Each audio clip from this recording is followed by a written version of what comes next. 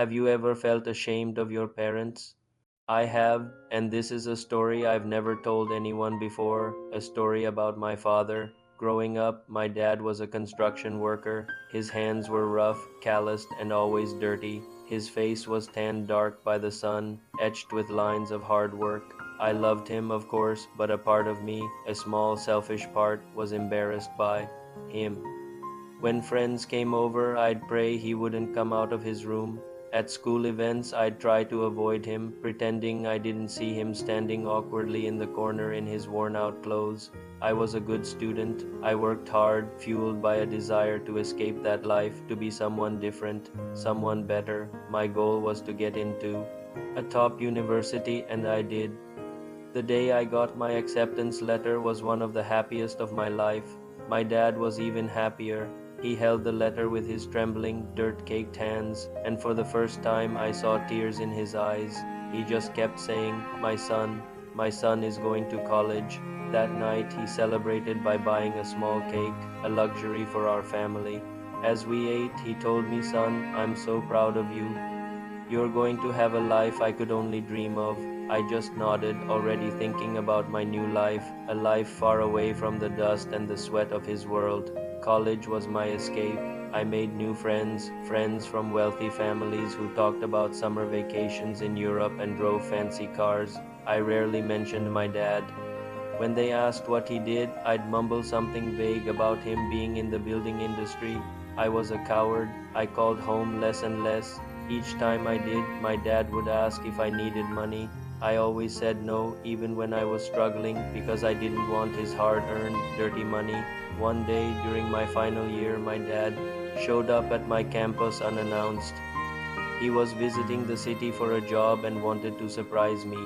I saw him from a distance, looking lost and out of place among the pristine buildings and well-dressed students.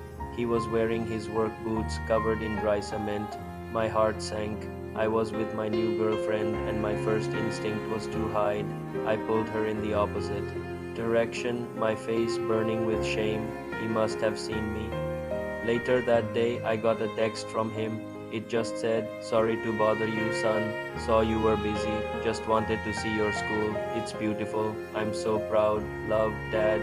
Reading that message, something inside me broke. The shame I felt wasn't for him anymore. It was for myself. What kind of son was I? I ran out of my dorm trying to find him, but he was already gone. I called him, my voice choked with tears. "Dad, I'm so sorry." I sobbed into the phone. "I'm so sorry." He was quiet for a moment, and then he said, "It's okay, son. I understand. You have a new life. Just be happy." But I wasn't happy. I was disgusted with myself. That day changed me. I finished my degree, got a good job in an office, the kind of job I'd always dreamed of, but the dream felt hollow. The first thing I did with my first real paycheck was drive home. I found my dad still working on a construction site, his back bent under the hot sun. I walked up to him, and for the first time in years, I didn't see a poor, dirty worker. I saw my hero. I saw the man who sacrificed everything for me. I grabbed his rough, calloused hand. "Dad," I said, "let's go home. You've worked enough." He looked at me confused. I held his hand tighter and said, "It's my turn to take care of you.